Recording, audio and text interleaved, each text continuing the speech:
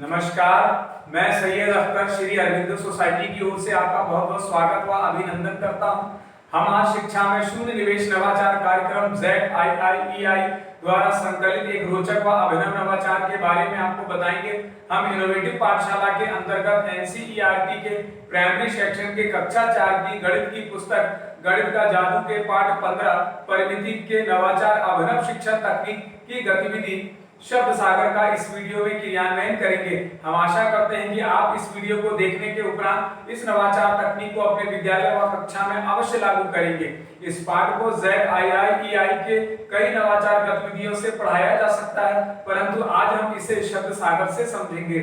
तो आइए पाठ का सार समझते हैं। प्रस्तुत पाठ परिमिति में द्विविमीय आकृति की परिमिति ज्ञात करने की जानकारी पर आधारित है। इस नवाचार की नवीनता यह है कि छात्र अपने सहपाठियों के साथ मिलकर पाठ का पुनः अध्ययन करते हुए इस गतिविधि का आनंद लेते हैं, अपनी शब्दावली बढ़ाते हैं तथा अभिव्यक्ति की कला एवं लेखन शैली का विकास करते हैं। साथ ही नवाचार की उपयोगिता को भी समझते हैं। इस नवाचार की क्रियान्वयन प्रक्रिया के अंतर्गत पढ़ाए जा रहे पाठ की संकल्पना के पुनः अध्ययन के लिए पाठ पर आधारित चित्रों, शब्दों, वाक्यों, कहानी, कविता, मन की बात व समाचार आदि की पर्ची के माध्यम से परिमिति, आयत, वर्ग व अन्य बंद आकृति की जानकारी को दोहराया जाता है। इस नवाचार की क्रियान्वयन अवधि को यदि देखा जाए तो इसे लागू करने में 20 मिनट का समय लगता है। साथ ही पूर्व प्रबंधन के लिए शिक्षक को एक रंगीन चार्ट पेपर, एक बॉक्स और एक स्केच पेन की व्यवस्था करनी पड़ती है। शिक्षकों को कुछ निर्देशों का पालन भी करना पड़ता है। शिक्षक गतिविधि कराने से एक दिन पूर्व ही छात्रों को पाठ से संबंधित कॉन्सेप्ट के आधार पर पर्ची बनाकर लाने को कहेंगे। छात्र पर्ची के पीछे अपना नाम व कक्षा अवश्य लिखेंगे।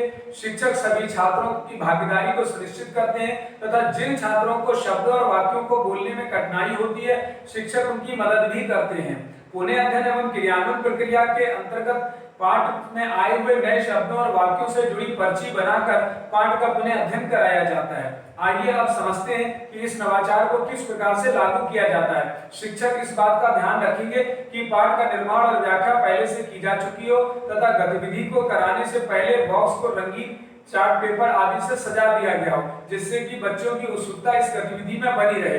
अब गतिविधि को आगे बढ़ाते हैं। शिक्षक छात्रों को से पूछते हैं कि आज हम बॉक्स के माध्यम से एक खेल खेलने जा रहे हैं, क्या आप इसके लिए तैयार हैं? तो सभी छात्र हाँ में उत्तर देते हैं। अब शिक्षक एक छात्र को पास बुलाते हैं और बॉक्स पर शब्द सागर लिखवाते हैं तथा बताते हैं कि आज हम जो खेल खेलेंगे उसका नाम शब्द सागर है। शिक्षक छात्रों को खेल के नियम भी समझाते हैं और पहले से बनाकर लाई गई पर्ची को बॉक्स में डलवाते हैं। इसके बाद एक छात्र आगे आता है, बॉक्स से पर्ची निकालता है और बुलंद आवाज में पढ़ता है। आइए इसे उदाहरण से समझते हैं। अब एक छात्र आगे आएगा, बॉक्स से पर्ची निकालेगा। माना उसकी पर्ची में एक वर्ग जिसकी प्रत्येक भुजा 5 सेंटीमीटर है लिखा है, तो छात्र पर्ची देखकर श्याम पट की आकृति पर परिमाप ज्ञात करेगा और बोलेगा कि वर्ग का परिमाप 20 सेंटीमीटर होगा। इस प्रकार छात्र विनम्रता से उत्तर देते हैं, जिससे कि उनमें विनम्रता का भाव पैदा होता है। इसके बाद एक एक कर सभी छात्र इस गतिविधि को आगे बढ़ाते हैं। अंत में शिक्षक बताते हैं कि आज हमने पाठ परिमिति से नए नए भिन्न को और परिमिति की जानकारियों को जाना तथा सीखा। इस प्रकार निष्कर्ष रूप में कहा जा सकता है कि शब्द सागर गतिविधि से सीखने के अनेक प्रतिफल प्राप्त होते हैं, जैसे परिमिति पर कार्य करना, संख्या की मदद से परिमिति को ज्ञात करना, आयत, वर्ग व अन्य बंद आकृतियों के परिमाप आदि को ज्ञात करने की जानकारी को समझना, भाषा की बारीकी को समझते तथा अपनी भाषा और स्कूली भाषा के बीच जो संवाद होता है उससे प्रश्न करना, तर्क देना तथा निजी अनुभवों को साझा करने की समझ विकसित होती है। कही जा रही बात, कहानी, कविता आदि को कहने की समझ भी छात्रों में विकसित होती है। साथ ही साथ इस नवाचार गतिविधि में सभी छात्रों की भागीदारी सुनिश्चित होती है और सभी को समान अवसर भी प्राप्त होता है। इस नवाचार में पीआरटी अनुपात का तो ध्यान रखा ही गया है, साथ ही साथ एनसीएफ 2005 के उद्देश्यों को भी पूरा किया गया है। ये नवाचार विशेष आवश्यकता वाले बालकों के लिए भी उपयोगी है। इस प्रकार शिक्षक पाठ प्रगति को एक निर्धारित माह में ही पढ़ाते हैं।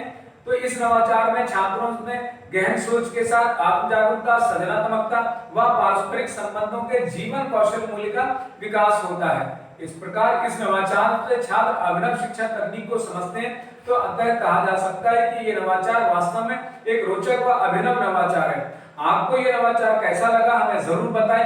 हम ऐसे कई दिलचस्प नवाचार आपके लिए लाते रहेंगे।